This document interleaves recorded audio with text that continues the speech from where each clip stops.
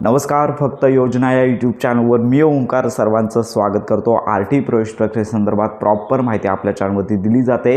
तर आर.टी. प्रवेश प्रक्रियेसाठी ऑनलाईन फॉर्मसाठी लक्षात घ्या 2च दिवस मुदत राहिलेली आहे आणि याच्यामध्ये एक महत्त्वाची बाब होती की 1 किलोमीटरची अट। तर या जाचक अटीमुळे यावर्षी मोठ्या प्रमाणावरती अर्ज कमी झालेले आहेत। साधारणतः दरवर्षी 3 लाखापेक्षा अधिक फॉर्म भरले जातात, पण यावर्षी 1,30,000पर्यंत फॉर्म नोंदणी झालेली आहे। तर या अटीमध्ये काय होणार आहे, अटीमध्ये बदल होणार आहे का, तर या संदर्भात आजच्या व्हिडिओमध्ये माहिती घेणारच आहोत। आणि याचबरोबर अजून काही शाळांची संख्या आर.टी. पोर्टलवरती वाढलेली आहे अशी देखील माहिती समोर येत आहे। मग याच्यामध्ये आता काय करायचं, तर या संदर्भात संपूर्ण माहिती घेणार आहोत। तर आर.टी. प्रवेश प्रक्रियेला यावेळी पहिल्यांदाच एक अट टाकण्यात आली की 1 किलोमीटर अंतराच्या आतमधील शाळाच फक्त पालकांना ऑनलाईन फॉर्ममध्ये पाहता येतील। तर या अटीमुळे अनेक पालकांना शाळाच ऑनलाईन फॉर्ममध्ये दाखवत नाही आहेत आणि याच पार्श्वभूमीवरती नागपूर बेंच खंडपीठ आहे। तर या ठिकाणी जे नागपूर खंडपीठ आहे, तर या ठिकाणी पालकांमार्फत किंवा समाजसेवी संघटना आहेत, तर 12 फेब्रुवारी रोजी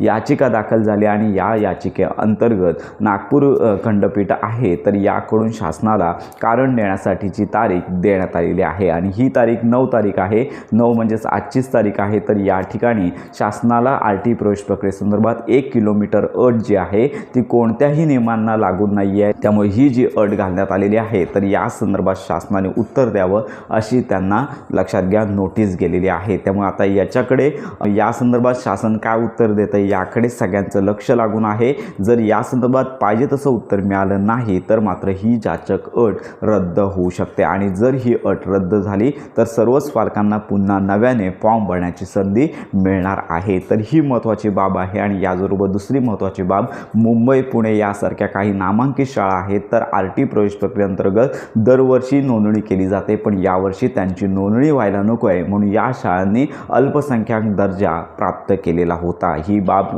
विभागाच्या निदर्शनास आली आणि काही शाळांचा जो अल्पसंख्याक दिलेला दर्जा रद्द करण्यात आलेला आहे। साधारणतः 12 पेक्षा अधिक शाळा आहेत, मुंबई असेल पुणे असेल, तर या ठिकाणच्या काही नामांकित शाळा आहेत की त्यांची आर.टी. अंतर्गत यावर्षी नोंदणी झाली नाही आहे। याचं कारण की त्या शाळांनी आर.टी. अंतर्गत लक्षात घ्या अल्पसंख्याक जो दर्जा आहे तो मिळवलेला असल्यामुळे आर.टी.चे प्रवेश त्या शाळांमध्ये होत नाही आहे। मग अशा शाळा आहेत की ज्यांचा अल्पसंख्याक जो दर्जा आहे तो रद्द झालेला आहे, त्यामुळे या शाळा देखील आता आर.टी. प्रवेश प्रक्रियेअंतर्गत उपलब्ध होणार आहेत। मग आता प्रश्न राहिलेला आहे की आम्ही ऑनलाईन फॉर्म भरलेला आहे आणि आता शाळा उपलब्ध झाल्या तर त्याचा काय फायदा होईल का, तर मुळातच होणार नाही आहे। तर ही महत्त्वाची बाब आहे। तर नागपूर बेंच कोर्ट आहे, तर यांच्या अंतर्गत जी याचिका दाखल करण्यात आलेली आहे, तर यावरती शासन काय उत्तर देत आहे यावरती सगळं डिपेंड आहे। साधारणतः आज दिवसभरामध्ये स्पष्ट होईल। या संदर्भात आपण माहिती घेतच आहोत। साधारणतः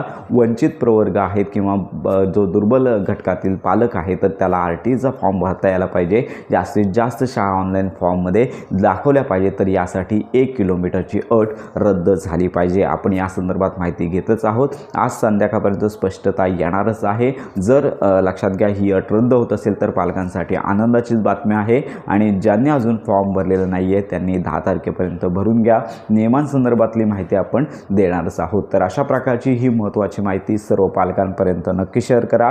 तुमच्या जर काही शंका असतील तर आपल्या व्हिडिओच्या कमेंट बॉक्समध्ये नक्की कळवा। तर अशा प्रकारे योजनांसंदर्भात खात्रीशीर माहितीसाठी आपल्या फक्त योजना या चॅनलच्या कनेक्टमध्ये राहा।